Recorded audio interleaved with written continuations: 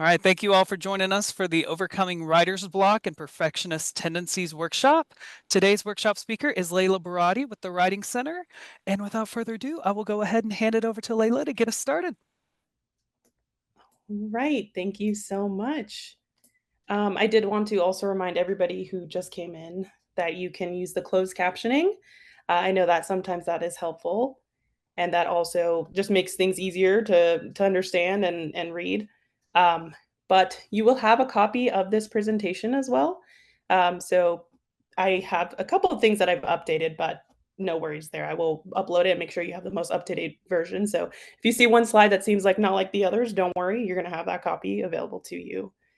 But I would like to say that this is a very low stakes workshop. It's one that I know is optional, but it's one that I enjoy presenting. Um, it's about overcoming writer's block and perfectionist tendencies, which I'm sure we all have experienced. So I invite you to type in the chat, share your opinions, share your ideas. This is very casual, like I said, low stakes. I know there's probably going to be a lot of things we're going to commiserate on, so feel free to share your opinions. The chat is open for that reason. Also, I would like to invite you to bring a pencil, paper, pen, any kind of writing device. Maybe if you feel comfortable writing with your iPad or any digital device as well, you're free and welcome to use that as well, because we're going to do a couple of writing activities for this writing workshop. So yeah, I invite you to get comfortable, grab some water, grab your writing utensils now. I'll give you like a minute or so to do that as I prepare these slides. All right, I think I have all these tabs up finally. Usually I have two monitors for this, so I'm like juggling all my notes and my presentation in the chat. But I want to make sure that I can see all the things that you have to contribute. And just as a reminder, this is recorded, so I'll try to keep everyone anonymous and I'll just say someone in the chat. But feel free to share, please don't hesitate. And so without further ado, let's get started. So I imagine everybody here has experienced writer's block or perfectionist tendencies at some point. If you have, you are in the right place. If you are a perfect writer and you have never made any mistakes or you have never had any issues with writing, then you are probably not in the right space. But we welcome you here anyway. And I'm sure there's something that you can take from this presentation because writing is hard. And something that I always like to joke about is that I'm a recovering perfectionist. I'm always thinking about, how I can make my presentations better, how I can make my writing perfect. And there's no such thing as a perfect piece of writing, right?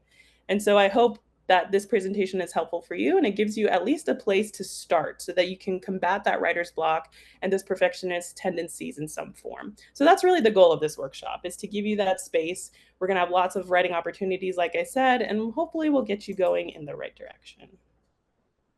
So just to give you a sense of what we're going to cover, we're going to discuss some reasons for writer's block, and maybe you'll be able to identify with these reasons.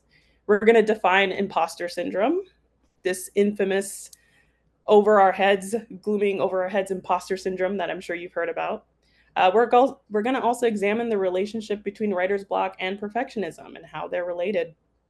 We're going to identify some strategies that you'll hopefully find useful.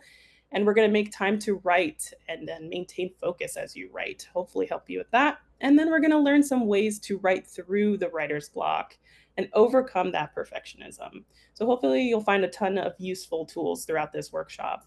And again, we're going to practice and apply some of those in real time. So of course, we're going to be writing. So this is the meme that I always like to start off with. An oldie but a goodie. I don't know if you know this show. It's from The Good Place. But this is live footage of me writing. As you can see, this person is in distress. If you can relate to this, please type so in the chat, because I'm pretty sure we can all kind of relate to this image at some point in our life. So if this is you, I can certainly relate. But really, the reality of this, and to point this out, is to acknowledge that writing is hard. Anybody who says that writing is not hard is probably lying to you. Or maybe they don't care too much about their writing. Either way, it's hard. And it's a lot more than maybe in elementary school we kind of were taught that it's just you start writing, you edit it, and then you're done, right? But it's so much more than that. if you really think about it, writing is translating your thoughts on from your head onto words on a page, which is a lot harder than we think. It's identifying your audience's needs, especially in grad school. You have a more maybe advanced audience to consider. You have to determine how to best communicate to that audience, and then you have to also reflect on your interests, experience, conversations. Maybe you have to reflect on classroom learning, the ways that you were taught to write. Writing is also reading, right? Reading about topics, reading about your research, reading about things that other people have written. It's also creating questions and conducting the research to answer those questions. It's talking to others about your work and brainstorming ideas. It's taking breaks and taking care of yourself. It's making outlines, notes, drafts, revising, polishing, editing. It's a lot. And I wanted to take this time to acknowledge that, because that is a big part of a lot of people's writer's block and why we get stuck. Because along this path, we see that there's so many steps and so many places where you can get stuck. So I want to take that time to validate that experience and to acknowledge that writing is hard. And I feel like we don't really talk about that process enough. We kind of just say, I'm not a good writer. I'm not good at this. So I guess that's just how I'm going to be the rest of my life. But I just wanted to say that there's nothing wrong with you if you experience writer's block, or if you ever look at this meme or feel like this meme. There's nothing wrong with you. I've experienced it. I'm sure you've experienced it. Experts, professors have probably experienced it. It's totally normal.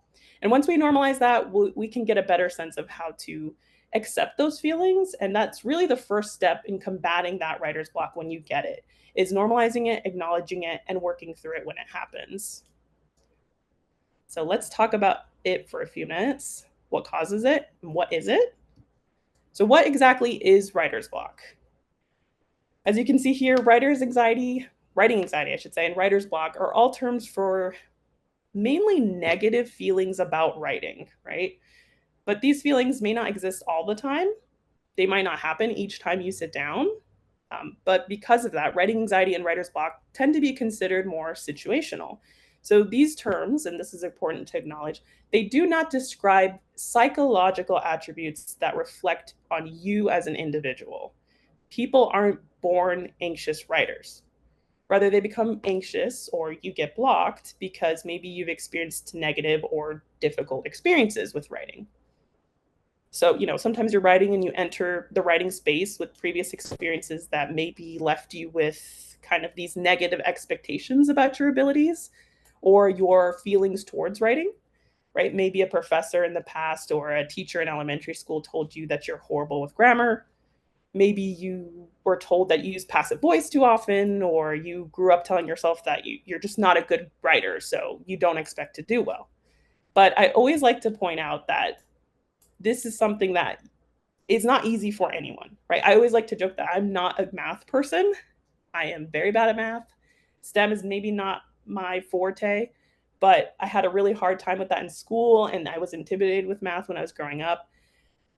I felt maybe I was disappointing professors with my abilities, and then like I would bring my grades home and my parents were like, "Oh my gosh, you're so bad." And so those kinds of things kind of perpetuate that idea that you're not good at something or that you need more practice. And that's what you bring to the table every time that you're working, if you have that mentality. Math is hard. If you are good at math, kudos to you. Please help me, because that is something that I'm not good with. But English, writing, math, STEM, they're all difficult. And so writing is not the exception. That is also a difficult task. So I wanted to take the time to acknowledge that there's nothing wrong with having these feelings. And if writing block affects you, that is something that's completely normal. It doesn't reflect on you as a person. So let's talk about imposter syndrome now. I like to use this little image because that's what it kind of feels like you're in some sort of disguise, like you're an imposter entering a space that you're not supposed to. But how does your imposter syndrome manifest? Feel free to talk about that in the chat. If you have a very specific way that you feel it's coming up, or areas where you feel like you're imposter, feel free to share. But I'm sure we've all experienced it at some point. But imposter syndrome is the feeling that you don't deserve to be where you are and that you'll be exposed as an imposter. It comes with feeling of self-doubt, insecurity, or fraudulence, despite the overwhelming evidence to the contrary. So it's important to recognize that imposter syndrome strikes even very successful independent individuals. I think I read somewhere, and I always like forget the source off the top of my head, that uh, research shows that even those in very expert, like they're experts in their fields, they're like high academics or maybe like doctors and highly successful people, even they experience this imposter syndrome, especially because with more expertise, you're more likely to see what you don't know, or you see a wider range. You get a better sense of like, there is so much I don't know. So it really strikes anyone. But that realization is important, especially to combat that imposter syndrome. And it often appears after a big accomplishment as well. So like if you get into grad school, that is definitely a place where you're gonna probably immediately get that feeling, right? Like, oh man, I just got into grad school. I worked really hard to get here. Now what? Like, what if I get called out for not knowing things, right? That's like a very normal feeling. I see someone in the chat said imposter syndrome can run rampant in my art practice. Feelings of inadequacy, like I'm not thinking things through enough, or I'm not being deep or academic enough. Exactly. I feel like with art, especially, it's super easy to compare yourself. And, writing is also an art, right? You're going to compare and say, like, why doesn't my writing sound so like eloquent, or why doesn't my writing seem as good? And I do that every day too. Like, and I work at the writing center. I definitely question, like, maybe I don't have a great ability to write. So it's totally normal. Thank you for sharing that. But one of the big reasons that graduate students experience this imposter syndrome is because you're just starting out in your fields, right? You're just getting into grad school, you're just starting, or maybe you've been in grad school for a bit, but you are kind of wondering, where are you going professionally, right? You're constantly surrounded by professors or high level experts in your field, and they might have knowledge from like a decade, right? Or longer. So it makes sense that you would feel that way. And I think a big part of imposter syndrome is just that feeling that someone's going to call you out for not knowing something. And that's something that we all carry when we feel that imposter syndrome creeping up. Like you might think a professor or someone in your field is going to call you out, or point out maybe an imaginary deficiency that you think that you have. But I do want to acknowledge, like, take comfort in the fact that you do know things, and you are here for a reason. You worked hard, you got into your program, your respective program, and then you are capable. Professors know it. You should know it. We know it at the Writing Center. We're here to help you. And so you should give yourself some credit for being here. I know the imposter syndrome is sometimes the voice is very loud, but it is good to acknowledge that you are here for a reason and you're here to learn. And that process is going to continue throughout your career, even beyond grad school. So you might be thinking, like, okay, but I just want to make sure that my work is good and it's up to par compared to people with my field. So what's wrong with that, right? That doesn't sound like such a bad thing, but what does any of this have to do with writer's block and perfectionism, right? I want to share a quote with you just to get you to think or give you some food for thought. But this quote by Anne Lamott is, perfectionism will keep you cramped and insane your whole life. And it's the main obstacle between you and a shitty first draft. So you'll have to excuse the language there, but that's kind of what it is, right? Like, I think a lot of the time we're afraid to write that shitty first draft because we're kind of confronted with all of these deficiencies that we have in our head, right? Like, okay, my grammar, I have to edit, my writing is just not really at the level that I want it to be. But I think we need to embrace the power of that first draft. Yes, it would be nice if we could just write something and it was like fantastic the first time, but writing is an imperfect process. And perfection can't be achieved despite what your brain tells you. Like my brain tells me that all the time, but that's not achievable, right?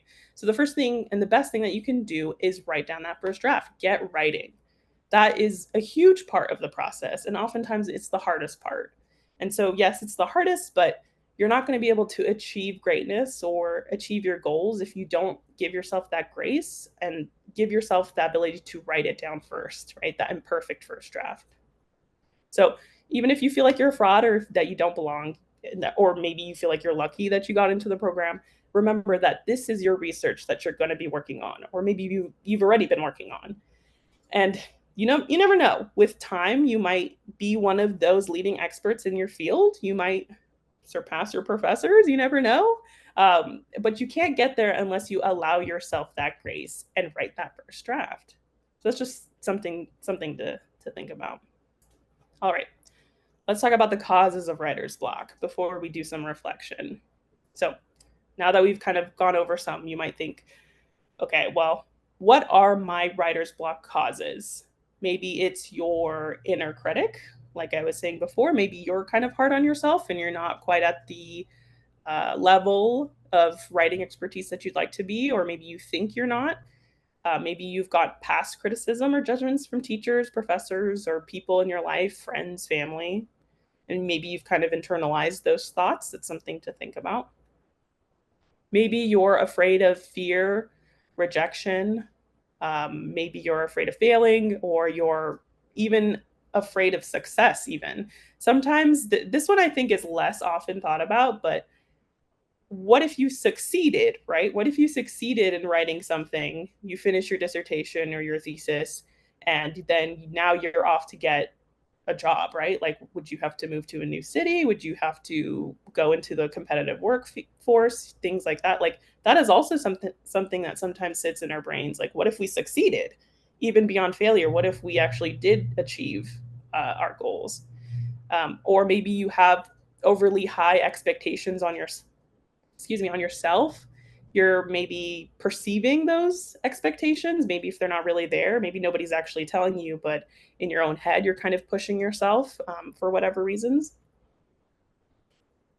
Maybe you're feeling burnt out or distracted. I know this is a big one. As a grad student, I'm sure you've all felt burnout, or you felt distracted, or you have a lot going on in your life. There are tons of distractions these days, right? There's so many things that could distract you, from like your phone to your daily living, your life. Maybe you have low energy due to like lack of hydration or exercise or sleep.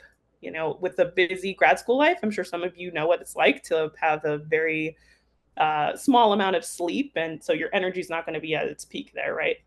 But it's important to get that done for yourself and to take care of yourself so that you're functioning to the best of your ability.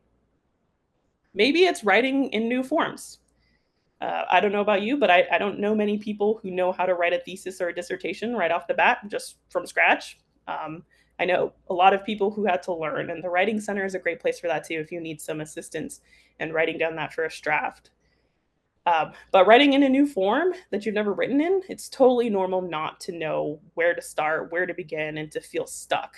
And that might be indicative of maybe you need assistance, or it's time to reach out to a resource to get you out of that space. Oops. Maybe the subject matter is difficult or new as well. Again, we have a lot of research librarians that are very helpful on campus who can help you. But when a subject matter is difficult or new, you're probably not going to put your best foot forward if you're unsure which direction to head in. Maybe you have too much to say or not enough to say.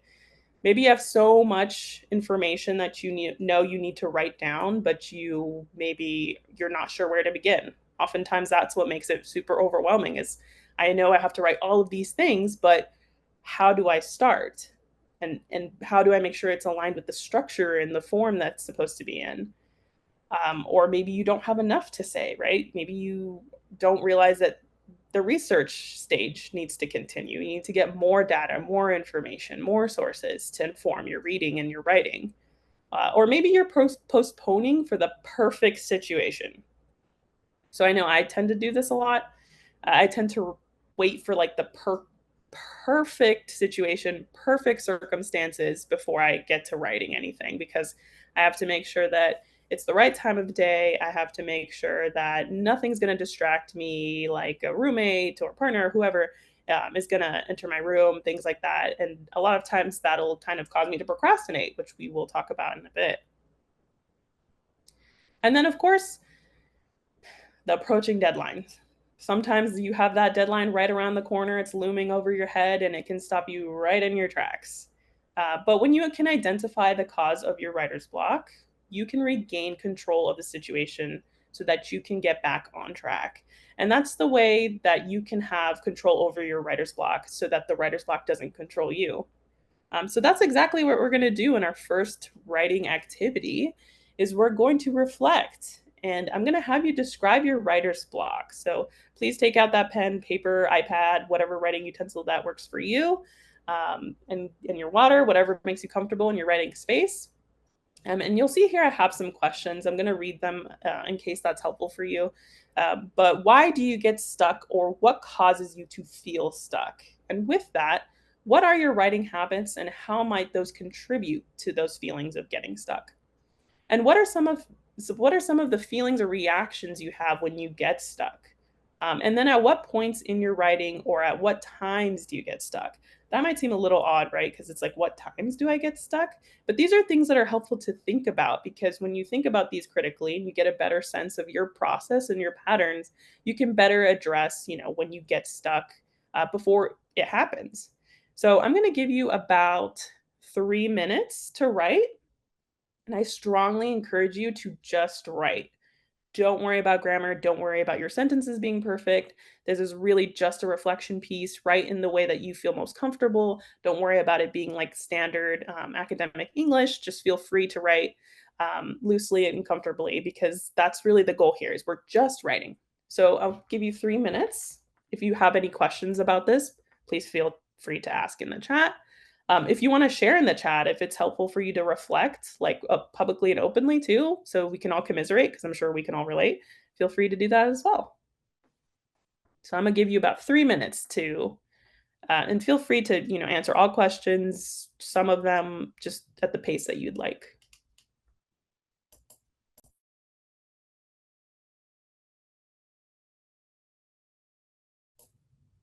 All right.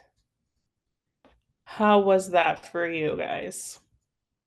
Getting a chance to write, but there was no time to prepare, no time to think about it.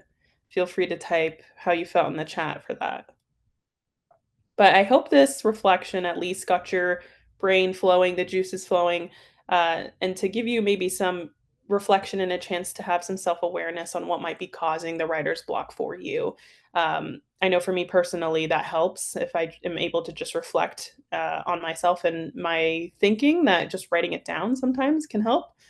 But you can even consider it the first step in combating your writer's block, right? Your writing is not going to be polished or perfect if you just start writing. You're getting that shitty first draft down, just as Anne Lamott would say. But if you find yourself getting stuck in the future, you can use this just as a general strategy. Just start writing, start reflecting on your process. That alone sometimes can just help you and your brain, get that process going.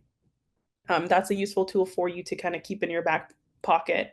And you can keep your answers for this reflection as well, because you might draw on it on writing activities that we're going to do in the future later in this workshop. So hold on to this piece of paper because it might come in handy later. But I'm actually going to have you do another writing activity. And so this one is going to ask you to reflect more on your writing habits more specifically and in a greater depth. Again, if you feel like sharing, feel free, but I'm going to give you 3 to 4 minutes, more time for this one, because there's a little bit more introspection and reflection happening here. But again, don't worry about writing perfectly, or the grammar or the spelling. Just feel free to just write in the way that you feel is most comfortable, because the goal here is just to write. And I'll have you hold on to this draft as well too, but I'm going to give you 4 minutes to write on this one, a little bit more time.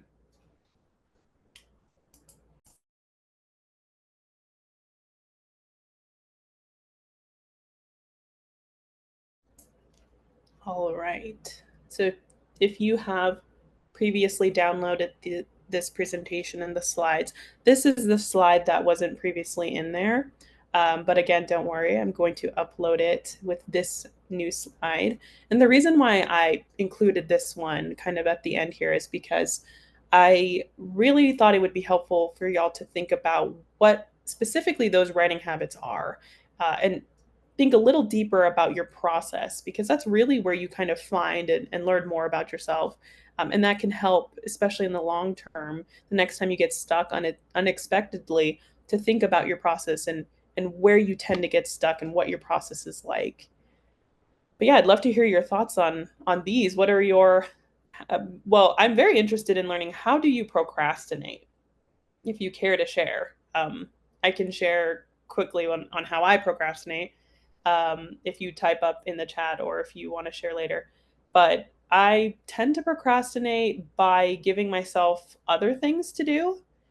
So that might mean like research. I might spend a whole lot of time in the research stage, thinking like, okay, I have to have all these sources. So I'm doing work and I'm getting ahead by looking up all these sources for maybe a lit review or for further research, things like that.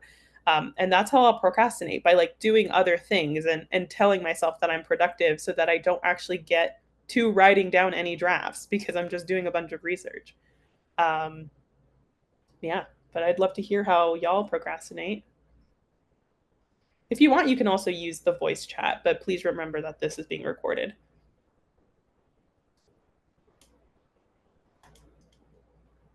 I see someone in the chat said, I always engage in activities that are some kind of urgent, right? There's some sort of urgency, right? And that can be easily accomplished, and I control how to do them. And another way is coffee.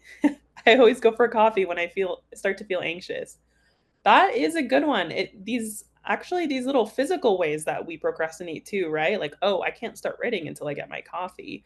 Or the funny thing for me is coffee also makes me anxious. So it's like I need coffee to focus, but now I feel anxious about my writing because I've drank all this iced coffee. Um, Thank you for sharing. Get distracted by my phone. I tend to procrastinate after I've written for long periods of time in a single day. I tell my brain, I tell myself my brain is tired and I will get to the other aspects of my writing later. And that later may mean 2 days' time. So I engage in other things like watching a comedy and taking a walk to clear my brain.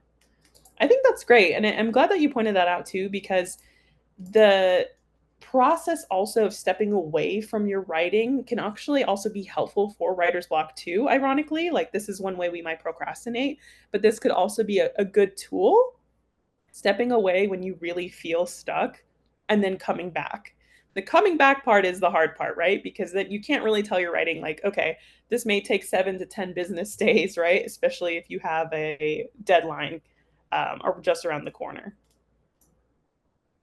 Yeah, I procrastinate by spending too much time planning out tasks, subtasks, and due dates. I also have this issue. My Speechify, I have a Speechify app, and it keeps insisting that it wants to be a part of this workshop. It wants to read things to me. Speechify is just one of these like transcription, like text to voice apps that you can use so that it'll read your text out loud to you. So this is, maybe it's the time to plug that in, but Speechify is a very useful tool for you as well. If you have a better time having your writing read out to you, I recommend using Speechify because it'll just read it out. If you pay for a premium, it'll have like nicer voices, but I just use the regular unpaid version. It's a very helpful tool because you get to have it read back out to you, and then you can kind of listen and hear like, that doesn't sound great, or that's not how I thought it was going to sound. So that's a tool plugin. If only it didn't just pop up everywhere. But yeah, spending too much time on subtasks, I do that as well. I spend too much time planning as well. That's way we can procrastinate. And then finally, someone says they tend to proofread their ideas for grammar and issues as soon as they start on the idea generation process. So it tends to curb the creative process, and I go into self-edit mode, focus too much on having the perfect idea in the writing process, and tend to get discouraged if I don't feel the idea itself is all that great, or the all perfect idea. Definitely. That is really, I think, a very common one, right? Is we get stuck in that generative creative process mode. How are we making it so that it's actually articulating what we want to say? And that's really hard to do. And so that's where I kind of want to tie it back to, like, we're going to think about writing in drafts. And that's actually one of the strategies to starting writing, which is our next slide. So thank you all for sharing. That is actually the second point that I was going to make. So let me go to the first one. So one of the strategies to start writing is to take notes. So, who said that taking notes wasn't a valid form of writing, right? That can be a part of your process and is a form of writing in itself, right? Just the note taking process. Thinking about what you know, thinking about what you still need to do research on, maybe thinking about, a list of things that you need to do for your writing process. That can be in the form of a note or list. Maybe you just want to take notes on what you've read or what you think you know, what you still have to know. But it's helpful to at least start taking notes to get you started. And that's a lot of time what we struggle with, right? Is getting started. And this is one way to do that. Doesn't mean that you're starting, like, who's saying that writing starts when you title your document, right? You're titling your document thesis or dissertation. It doesn't have to start there. It doesn't have to start with the intro either, right? Your process can start here with just note taking. So that's helpful to do when you're getting stuck, especially in the beginning, and you just need a moment to like reorient yourself. But to that second point, think in terms of drafts. A lot of times we can get stuck in this idea that like I need to edit, I need to write something, and I need to edit as I go, and it needs to sound good before I can move on. I get stuck in that trap all the time. And it's an easy trap to fall in, especially when you are writing in Google Docs or Word and you see the little blue or red squiggly line. It's so easy to get stuck in editing mode, right? But it's really important to think about your writing in terms of drafts. If you give yourself that understanding, right? Like this is a draft. It is not perfect. It doesn't have to be perfect. This is my first one of many. And even that might seem daunting, right? Because maybe it would be nice if we could just write it all at once. But if you think about it as a draft, that eliminates this intense pressure of getting it right the very first time, right? When you're learning to do something, you're not going to get it right the first time. We get told that a lot when we're children, but it remains true throughout our lives, with writing especially, because it's a process.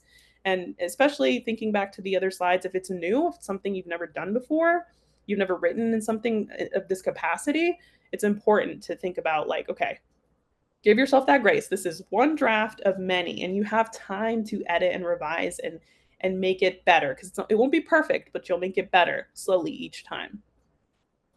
Also, break large tasks into smaller ones, more manageable tasks, right? You don't have to think about writing a literature review, right? I'm going to go write a literature review. That task is super daunting when you think about it in its totality, right? But maybe you can think about taking notes on what is significant about one source or two sources or the issue or the research question. Or maybe you could say, today I'm going to look over only two sources. You're not going to say, today I'm going to go over, or today I'm going to work on my dissertation, because that is such a huge task. And the first thing that people are going to say when you say, I got to work on my dissertation, they're going to just be like, good luck, because that is a big task. And your brain knows it too. So if you break it down into smaller, more manageable tasks for yourself, it becomes more realistic and achievable. So you kind of get rid of that overwhelming feeling of like, this task is so, I have this huge hill that I have to climb up, and it's going to be such a big and daunting task. No, you can make it more manageable for yourself in that way, and give yourself a break, right? You've broken down this huge task that's super overwhelming, and then bringing it down to a more manageable amount, and that will decrease the stress that comes with it as well. And then making outlines or lists. So I talked about this a little bit, but even just making an outline for your writing can be helpful. We learned about making outlines maybe in like English 101 or in some of our English classes when we were just starting out. This is still helpful, right? If you're breaking down your ideas into smaller tasks, just like we were talking about, breaking it down into an outline kind of allows you to see the big picture and what processes and pieces that you can work on slowly. It's an overwhelming process. So being able to organize this into like a list can help you kind of compartmentalize and then even prioritize the steps that you need to take first. And that list can be as informal or as formal as you want it to be. I tend to make informal ones. It makes it easier on me. The more informal I am, the easier it is for me to get things down, and then I can refine it and improve it later. But then you don't have to worry about those things afterwards because it's all laid out.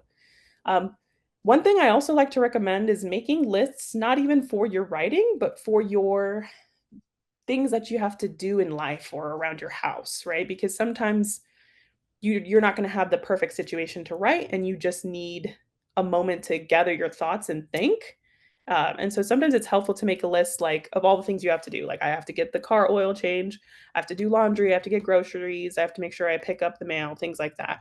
Writing down all your duties on a list on the side and kind of mentally acknowledging, okay, these are all the things that I'm going to do. I'm not going to forget them, but I'm going to put them aside for now because I don't need to do them right now.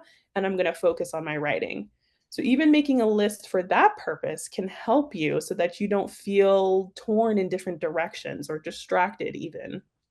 I know the phone is a big one. I mean, tools for that one is putting like your phone away in a different space, but there's tons of ways that we get distracted in a day to day, right? So, making a list like that can help you as well.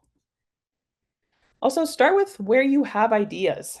Again, you don't have to start writing at the intro. That doesn't need to be where you begin everything. And a lot of writers get stuck there for that reason. There's no rule saying that you have to start there. So you can pick a task that seems easiest for you. If you feel comfortable jumping right into like lit review, or you feel comfortable writing the meat of your dissertation or to make a point, you can jump from that area. You can start there. You don't have to go exactly from the beginning. That's kind of the liberty and the freedoms of writing. A lot of times we get taught that writing is this kind of linear direction, right? We do things in steps like A, B, C, D, but it doesn't have to be that way. Another thing that you can do is speed write. Speed writing, we did it a little bit earlier where I kind of just told you to just write uninhibited, just without thinking. But speed writing, if you're a competitive person, you might have a good time just testing yourself by doing this, right? You could set maybe like, say you have 5 minutes before a class starts, and you're just like, I have the energy, I'm gonna just crank something out real quick, right? You can write nonstop for 5 minutes. Doesn't have to be perfect. Grammar doesn't have to be good. You might even set like a word length goal. Maybe how much can you write in 5 minutes? Or you can try to write 200 words in 5 minutes. Anything that'll help you turn off that internal editor, because that's what's going to help you keep going. And again, no complete sentences. You might jump from one idea to another. They might not be good. But what's interesting about that is that uninhibited flow of writing is where you might find some of your best ideas. You might even write out some really good sentences that you might use in your final piece of writing. But you won't know that unless you get that first draft down. Um, on the handout tools that is accompanied with this workshop in the Web Campus shell, we have a list of all of these like useful resources. And one of those resources is this link to an app called the Most Dangerous Writing app. And this one's really cool because basically it sets a timer for you, or you can set the timing limit. And you write in this little box that it gives you, and you just keep writing nonstop. You just keep writing, writing, writing. If you stop at any point with your writing, it'll erase everything that you just wrote. So it's like a weird and interesting kind of app because it's clearly not made to stay permanently, right? But it is helpful for when you have writer's block because you're just writing, and it encourages you to keep writing, because if you stop at any point, it's going to erase, like after like a couple seconds, it'll erase everything that you just wrote. So that might be an interesting challenge for you if you like a competition, if you like to push yourself a little bit, or if you want to just really get that writer's block out and the writing mode in. I do recommend doing that because it's kind of fun. It's low stakes. But I can understand if that could be overwhelming, if it like erases everything that you've written. But if that's a little too much, you can also just free write, right? Everybody knows about free writing. We were kind of doing that earlier. You can just set a particular issue or question down and just write about it. And you just don't stop writing. Write as fast as you can think. And here too, you don't have to worry about complete sentences or editing. That's what I want to emphasize the most, is this is a stage of writing where you don't need to edit.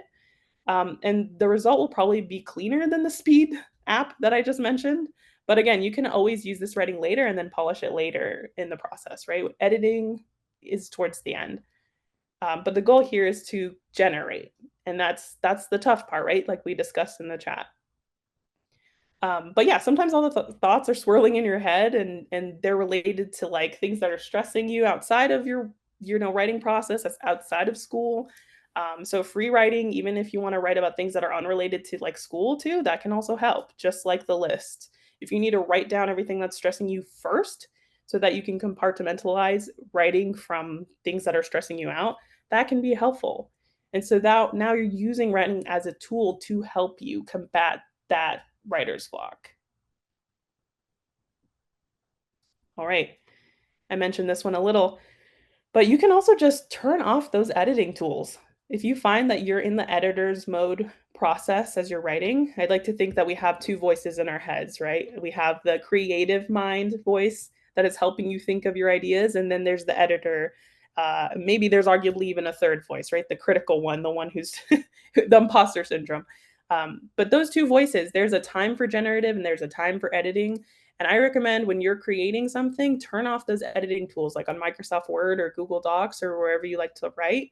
Turn off the squiggly line like autocorrect grammar things because they can get super distracting and they can remind you that you're not writing in perfect grammar, which again, what exactly is perfect grammar, right? Writing is very free and liberating for that reason. So turn those tools off. Let the creative process, give the creative process its space. And then finally, explain it to someone else.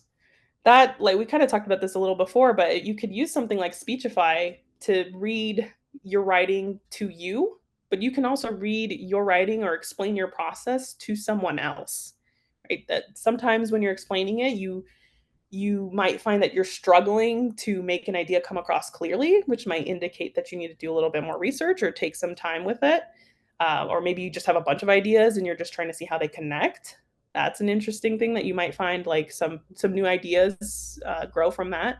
But regardless, it's just easier to talk through what you're thinking about writing before you even write it. And also that person can give you feedback, right? Your friend, roommate, partner, family member. If you don't have any of that, maybe even your dog or your cat. I do recommend that. I don't know if your dog or cat, your pet, can give you much feedback, but sometimes just that process in itself can help you organize your thoughts. And of course, you can visit the Writing Center. Like, we're always going to make sure that, like, we're always going to plug the Writing Center, right? We're always going to make sure that we're here to support you in thinking through those ideas, and even if they're not fully formed, we love to like just chat and talk about and brainstorm. And it's enjoyable, and it can be an enjoyable process. So we'd hope to pass that along to you as well. All right. Now that I've been talking, let's do some practice. We're going to do one of the tools that was on the list, and we're going to make a list here. So as you can see, we're going to make a list and take notes on the tasks that you are currently working on or planning to do next. So the guidelines for this one is I'm going to give you 3 minutes. The goal, again, is to write as much as you can and try not to stop. Make that list as formal or informal as you'd like, but I would recommend just being free with it. And go where your brain takes you. Don't worry about it being perfect. Don't worry about it even being in the same grammatical structure. And also write fast. No complete sentences here. Nothing formal in that sense. And don't edit it. Just get started on this list. So I'm going to give you about 3 minutes, and you can just go as fast as you'd like or at a pace that's comfortable to you. But emphasis, no editing. All right, I'll set the timer for 3 minutes. Feel free to ask any questions in the chat if you need.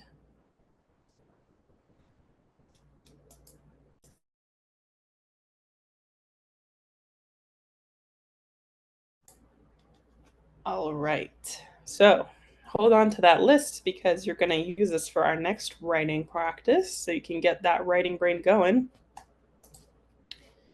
So for this task, you can pick the current or next task that is on the list that you just made and write everything you know about that topic. That is a very broad statement. That just means that you are allowed to write anything that you feel is relevant to that task.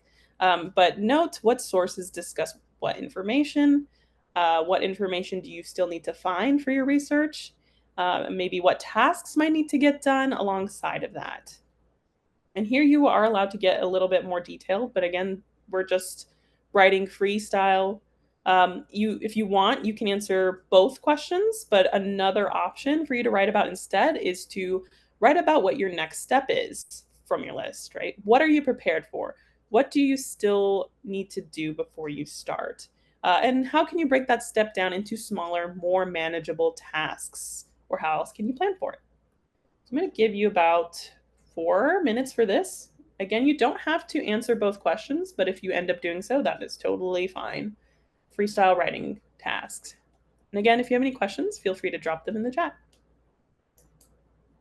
All right, how was that? Hopefully, the writing brain, the juices are flowing, and maybe you feel like you could get something done after writing that, or at least hopefully you know a place where you can start, and you know the next steps that you have to take in order to complete it, or maybe you have something on paper now at least that you can look at. You've written something. And hopefully that will help you feel more confident moving forward. So you'll realize that you've actually done a lot more than you think you have just by starting this process. But I also wanted to point out for these prompts that I've adapted maybe about 4 or 5 distinct strategies from the previous slide into these prompts just to get you to start. And that's exactly what I encourage you to do too. For any of the tools and strategies that I give you today, adapt them to fit what works for you. That's the most important. If the tool doesn't work, you have to make that tool work for you. And that's totally okay. All right. I recommend that you hold on to this piece of writing because later on after this workshop, maybe you want to expand on these things. You can use these along with your planner or maybe any upcoming meetings you have with an advisor, things like that. You can use this as a jump start. But let's talk about actually making time to write. This is a challenge, and it is one that I certainly go through as well. When do I have time to write? There are so many things in our lives that pull us in so many different directions, so many obligations. But really, a big part of writing is actually getting down to making time to do it, right? So, one tool that you can use is to track your time.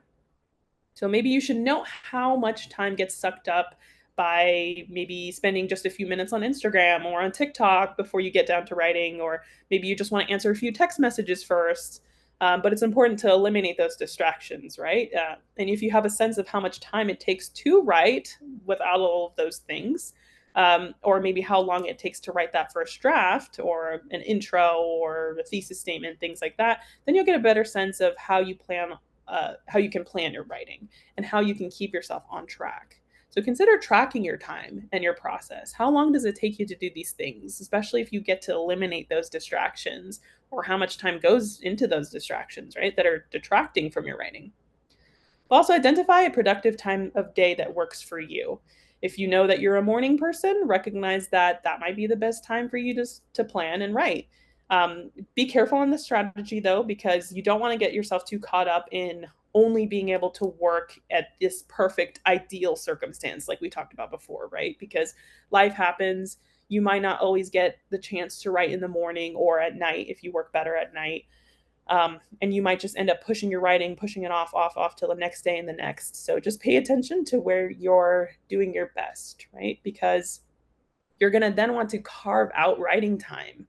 So as grad students, you have a lot to juggle, right? And you want to make sure that your schedule is going to fit in not just work, but many other obligations, right? Writing might fall lower on the priority list, right? You have to tell your friends and family not to bother you during this time. You can't schedule meetings. You want to make sure that you just have that time to write. A lot of people argue that you should write every day. I think in general that is a good habit, but you know what's best for you. Sometimes I like kick myself down because I tell myself I have to write every day and it's not possible. So then I'll feel upset that I'm not writing every day, and that demotivates me further from writing. So it's important to be aware of how these tools and strategies are working for you, like I was saying before, because we don't want the opposite to happen. We don't want you to feel like demotivated by using some of these tools, or feel down on yourself for maybe not achieving something that you thought you were going to be able to, right? But carving out time is important, and that time is for you to get those things done. So the goal is to make time because no one else can do that for you.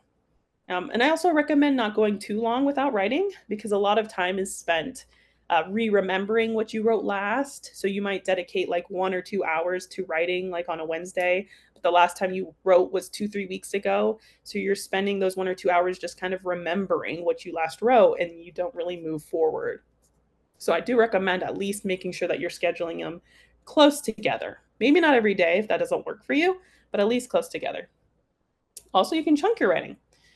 This is a lot like breaking down your writing into the smaller tasks tool, because you're just breaking it down into smaller bits, but you'll focus more on those individual questions or topics results. You'll leave out transitions. You won't worry so much of those paragraph structure things.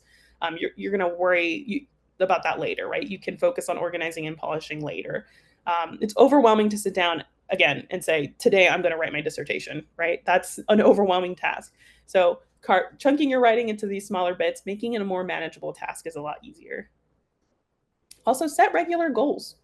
Tell yourself that you're going to try to go for a certain amount of words or a certain amount of pages or even a certain amount of hours. And be flexible with yourself. Allow yourself that grace, because some writing is better than no writing, believe it or not. And anything that helps you see the progress and increases your motivation is going to lead you to success. Even if you write something down that isn't perfect, that writing can still be usable or at least show you that maybe you need to go in another direction. And that's progress. And finally, reward yourself. I mean, this seems a little silly, but it is important to reward yourself when you achieve those goals. No one's going to get to reward you but you. And, that could be like you get to eat your favorite candy bar once you finish, after you're done with that set time and you completed it, you get your favorite candy bar. Or maybe you reward yourself by binge watching some Netflix, a couple episodes, right? Whatever works for you as a reward. As long as you're achieving and motivating yourself, that's the goal. There's this cool resource on the tool handout worksheet that comes with this workshop. One of the, it's a little silly, but I love it. One of the apps is called Written Kitten. And so basically, you set a word count that you want to reach. And once you reach that word count, there's like a picture of a cat and it pops up. I think they now allow you to do like a dog or a rabbit. And it might seem a little like juvenile or a little silly, but honestly, it is really funny because you're just at that point writing for writing's sake because you just want to see the little app give you a picture of a dog or a cat. And then it's funny because you're just like getting that little dopamine hit because you're just being rewarded by that little cat or dog or rabbit. So it's something just to try out. And again, you can modify these things to be however you want, right?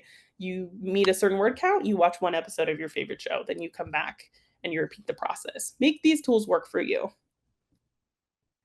All right, we're going to do another writing task. So this one, we're going to take a smaller amount of time, maybe 2 minutes, but I'd like you to create or review your list of goals that you've done earlier. If you didn't already make a list, make one now.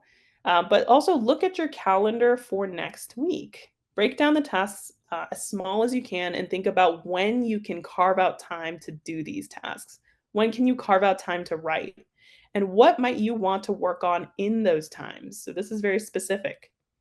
You can also answer what is a reasonable reward that you will give yourself when you achieve your goals? That's something to think about too. So I'll give you 2 minutes for this. Again, we're just free writing, no formalities. And I'll give you 2 minutes starting now.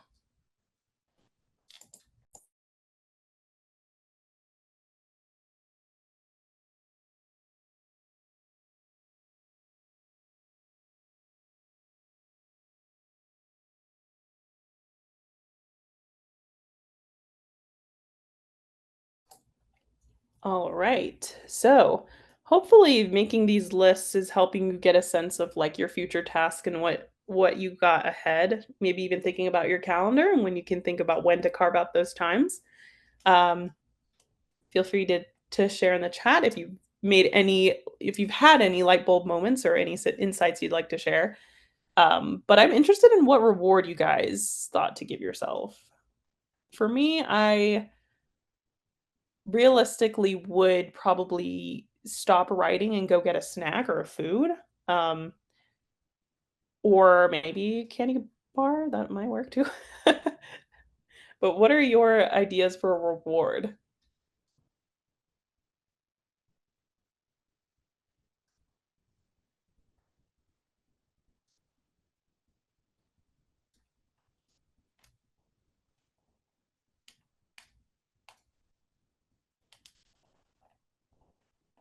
Ice cream. That's a good one. Someone said ice cream. Someone said watch a movie. Absolutely. That one is good. That one's good too because once you watch a movie, it ends, right? It's less tempting to when you watch a series, you might be tempted to keep watching episodes and you might not return to your writing later. But as a reward at the end, take a nap, a pat on the back, praise myself as it increases my self-efficacy. Yeah, that's nice. Even that physical action, yeah, you might seem a little silly, but it really does work mentally. TikTok for a few. If you have the strength to resist TikTok after that and to return to your daily things, then you are stronger than me. But thanks for sharing. Again, keep these little drafts for yourself because you might want to later reflect on these deeper, right? We only have so much time in these workshops, and 3 minutes is not a whole lot of time. So I encourage you to take these prompts and think about them even more so that you can plan. So thank you for sharing. I'm going to now go over strategies for maintaining focus before we complete our last writing task. So one strategy that I have is find productive locations. So if you know that you need silence or maybe you need a location with very limited distractions, consider Lead Library. Lead has a ton of quiet group rooms or even computer labs around campus. In the CRC, where the Writing Center is, we have a quiet study room next to our office that is open to anybody. You are more than welcome to go in there. Sometimes students nap in there. It is very quiet. So if you need a noiseless place, you can go there. If you prefer background noise, you can go to a cafe.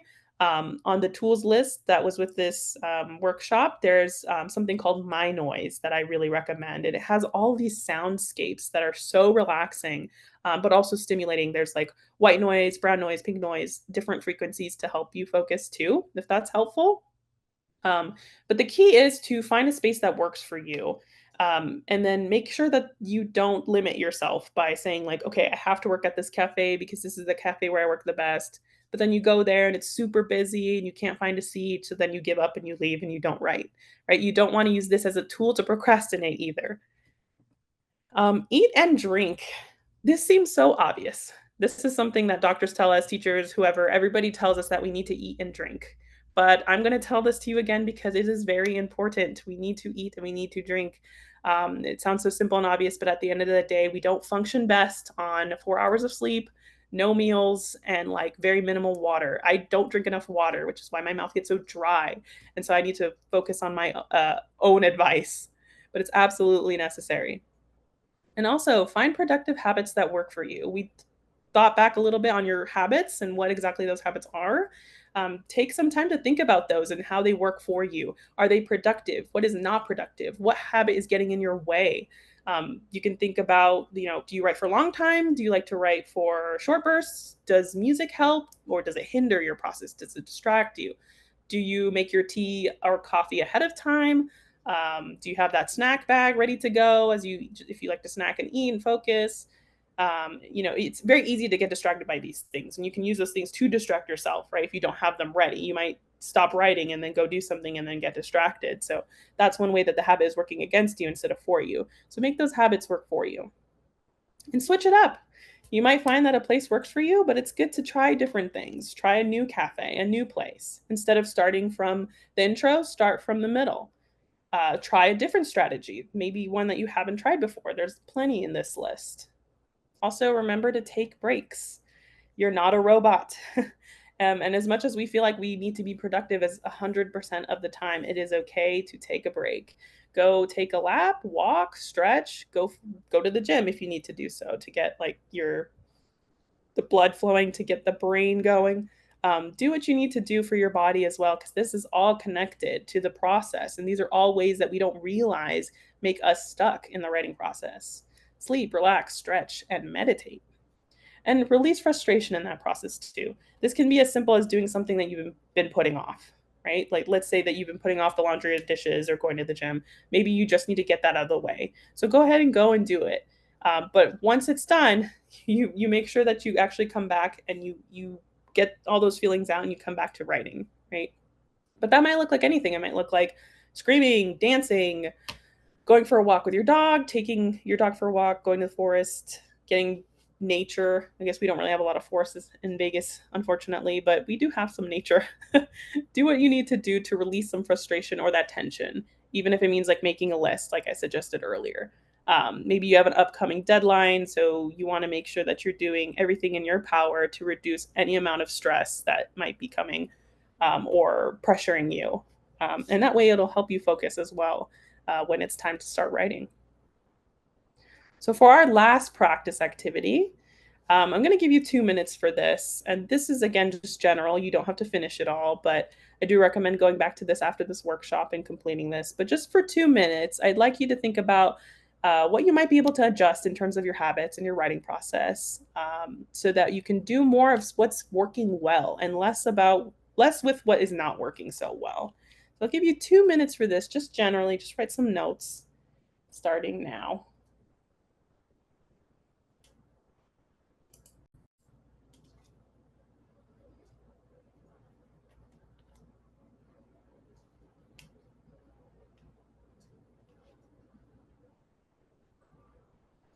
So maybe you weren't able to answer all of these, and that's all right. Again, I encourage you to, at the end of this workshop or on your own time, go back and answer these in greater depth, because this reflection will really help, identify some of those key things that will ideally help you combat that writer's block. So you'll know yourself better as a writer in your process.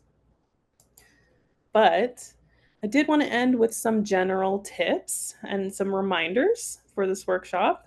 But don't be afraid to get some support from others, right? The Writing Center is here to help you. We are more than happy to help. If you are stuck in the beginning, if you're in the middle, if you just need a very specific piece that you're stuck on, or you just need a brainstorm, you are more than welcome to just walk in and make an appointment with us. Also, give yourself more credit. You are here for a reason. That imposter syndrome is probably going to be there, and it's going to be there when you achieve things also. But you are capable, and you are here for a reason. You're not the only one who feels that way. So trust that there's nothing wrong with you if you feel that way. And acknowledge that no one's first few drafts are good. That is fine. You can let that first draft be shitty. That is fine, as Lamont suggests. It really does work. You just let it be, and then it grows, right? And you edit, and you revise, and you make another one, and you make another one, you make it better. And also acknowledge that you are not your writing. Your value does not decrease if you don't write exactly how you want to write. If you get a poor score on a piece of writing because it doesn't quite meet whatever expectations, you are not your writing. It is a skill that gets developed by even experts. It never ends. So give yourself some grace. You are not your writing, and that's okay. And you can still create great things with time. And listen and revise. Listen to feedback if that's helpful. Figure out what needs to be revised for the next stages, and you can get a better sense objectively of what maybe you need to change, and applying that feedback in itself is going to help you improve your skills. So it's a win-win situation there. You get some feedback, you apply feedback that's relevant, and then you revise when needed.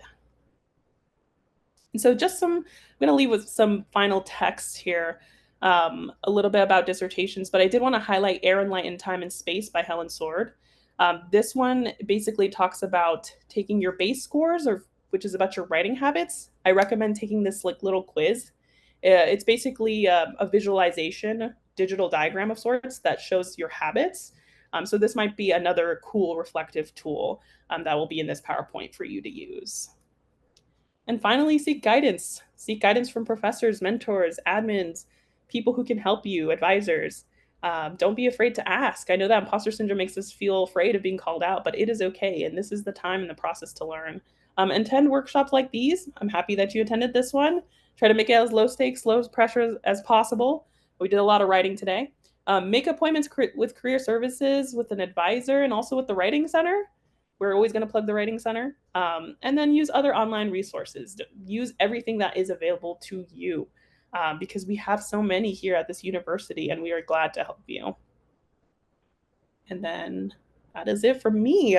As a reminder, we do have that tools handout. Please check it out. It has so many cool things. It kind of eases the stress and anxiety of writing, tones it down to a more accessible level so that we feel more comfortable. Like we are all having these feelings of writer's block and imposter syndrome. And hopefully you've gained some tools and techniques at this workshop to combat those so that you are ready to fight it before it comes even. Awesome. Well, thank you so much for sharing your time and expertise with us today, Layla. And thank you to all of y'all that joined us to learn more about today's topic.